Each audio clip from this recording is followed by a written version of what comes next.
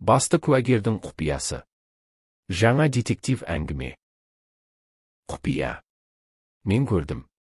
Бірақ олар маған сенбейді. Неге? Себебі менің кім екенімді ешкім білмейді. Айнұр кешкі ауысымнан үйіне қайтып келе жатқан. Қала шетінде орналасқан ауруханада медбике болып жұмыс істейді. Ол әдеттегідей аялдамаға қарай жүріп бара жатқанда, жыраның жанындағы көлеңкеде бір нәрсеге көзі түседі. Әлдебір ер адам біреуді жерге құлатып, күшпен басып тұрған. Бір сәтте қолындағы өткір зат жарқ етті.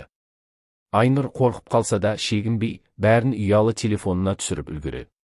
Куәгер, бірақ оның есімі де, өзі де ешкімге таныс емес. Соңғы бірнеше жылда жалғыз өмір сүріп келеді. Қаладан оқшау тұратын, ешкіммен араласпайтын тұйық адам. Өзі туралы мәліметте тапшы. Ертесіне ол полиция бөліміне барады. Бәрін айтып береді. Видео бар екенін көрсетеді. Бірақ тергеуші оның сөзін салқын қабылдайды. Сіз айтып отырған адам ықпалды кәсіпкердің ұлы. Осындай байсалды айыптауға нақты дәлел керек дейді олар. Міне, видео. Дейді Айнұр дірілдеп. Бұл бұлдыр түсірілген. Бет бейнесі анық емес. Оның үстіне сіздің кім екеніңіз де белгісіз. Өзіңіз жайлы ақпарат тым жабық дейді олар.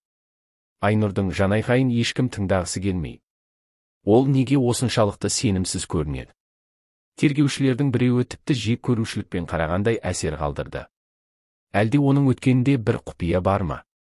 Айнұр полиция бөлімінен шыққан соң түнгі аялдамада жалғыз отырып, бір қағазды қолына алады. Онда тек бір сөйлем жазылған. Егер шындықты айтсаң, бәрін жоғалтасың. Куәлік. Кейде шындықты айту, өз өміріңді құрбан ету деген сөз. Айнұр түнгі қорқынышты еске түсіріп, бірнеше күн бойы ұйықтай алмай жүрді. Видео қолында. Бірақ ешкім сенбейді. Полиция бейқам. Керісінше, оған сұрақ көбейіп жатыр. Неліктен сен сол жерде болдың? Неге дәл сен түсіріп үлгердің? Кімсің өзі? Осылайша, Айнұр өз бетінше әрекет етуге бел байлайды. Ол тағы да сол оқиға болған жерге барады. Жыраның маңын тасталған қапшықтарды, қан ізі болуы мүмкін жерлерді тексереді. Шөп арасынан бір кішкентай медальон тауып алады. Ішінде әйел адамның суреті. Бұл дәл сол кеште шабуыл көрген әйелдің медальоны болуы мүмкін. Оны полицияға апаруға оқталады. Бірақ іштей күмән тағы да мән бермей ме? Әлде өздері жасырып жатыр ма?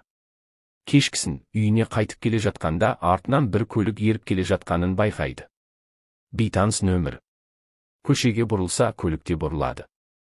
Айнұр жүрегі тарс-тұрс соғып, жақын дүкенге кіріп, адамдар арасына тығылады. Көлік тоқтамастан өтіп кетеді. Бірақ оның артқы терезесінен өзіне таныс бейне көз ілестіріп үлгерді. Бұл тергеушілердің бірі еді. Үйіне оралып, медальон мен видеоны екінші флешкаға көшіріп, көршісіне қалдырады. Егер маған бірдеңе болса, мынау дәлел. Мені кеместей көрмеңіз дейді ол. Көршісі таңғалады. Сен неге бұған кірісіп кеттің? Айнұр үнсіз қалды. Өйткені бұл оқиға жай кездейсоқтық емес еді. Ол құрбан болған әйелді бұрыннан танитын. Сенбеу. Шындыққа жетелейтін жол жалғыздықпен төселген. Айнұр видео мен медальонды көршісіне тапсырған соң, ертеңінде қайтадан полиция бөліміне барады. Бұл жолы жаңа дәлелі бар, медальон. Бірақ тергеушілердің бірі, Бақытов, оны бөлмеге оңаша шақырып алады. Сізге қанша рет айттық, негізсіз айып тағуға болмайды. Мына зат жай ғана бұйым. Кез келген дүкенде сатылады. Бірақ мен оны оқиға орнынан таптым. Сіз неге сонда қайта бара бересіз? Бұл да күмән тудырады. Мен өз өмірімді қауіпке тігіп жүрмін. Неге сенбейсіздер маған? Себебі сіздің сөзіңізде қисын жоқ. Өткеніңіз белгісіз. Жеке ісіңізде үзіліс көп. Сіз тіпті бұрын басқа атпен өмір сүргенсіз. Бұл сөз Айнұрды тоқтатып тастайды. Бақытов үнін төмендетіп тік қарайды. Сіз Гүлназ Оспанова есімімен тіркеуде болғансыз.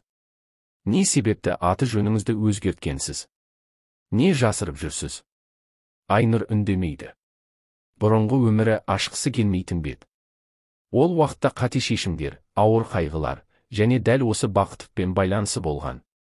Иә, олар бұрында таныс еді. Бірақ Бақытов бұны мойындағысы келмейді. Не себеп? Кенет Айнұр бөліміне қайта кіре бергенде басқа бөлмеден дауыс естіледі. Біз мәйітті таптық. Әйел адам.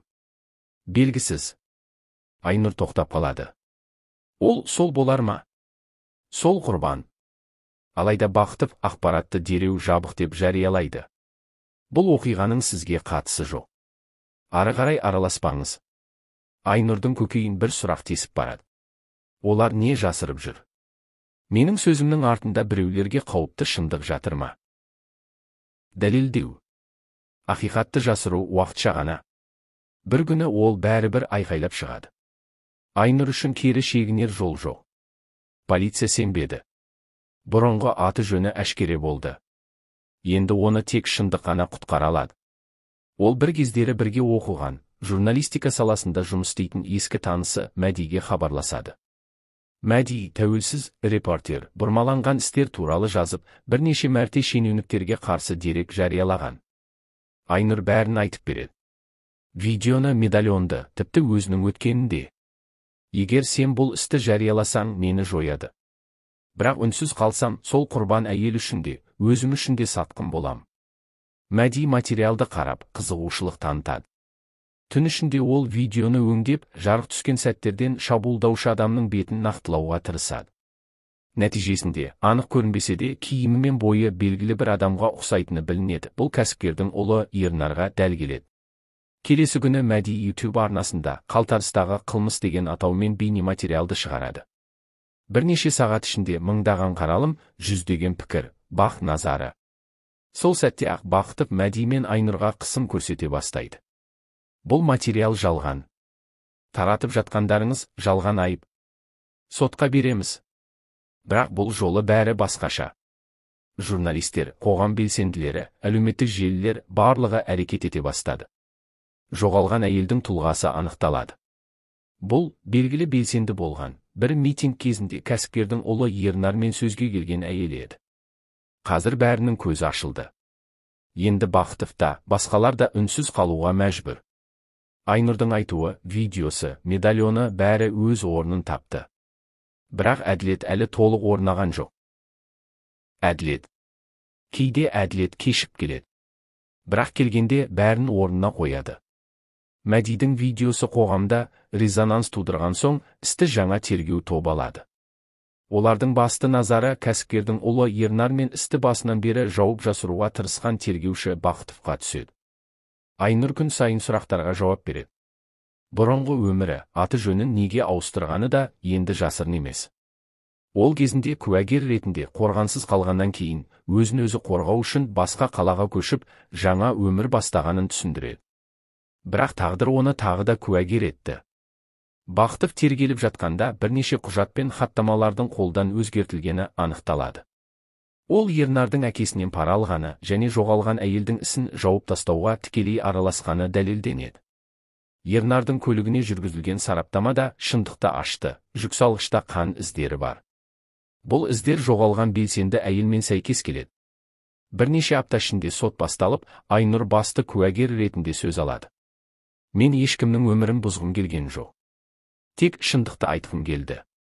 Өйткені үнсіз қалу екінші қылмыс. Сот Ернарды ауыр қылмыс жасаған үшін кінәлі деп табады. Бақытов қызмет бабын асыра пайдаланған үшін сотталады. Сот залынан шыққан Айнұрға Мәди жақындап: «Енді тыныш өмір сүре аласың?» «Жоқ, мен үндемей өте алмаймын. Басқалар үшін де үн болғым келеді». Осы сәттен бастап Айнұр қоғамды қорғаушы ретінде жұмыс істей бастайды.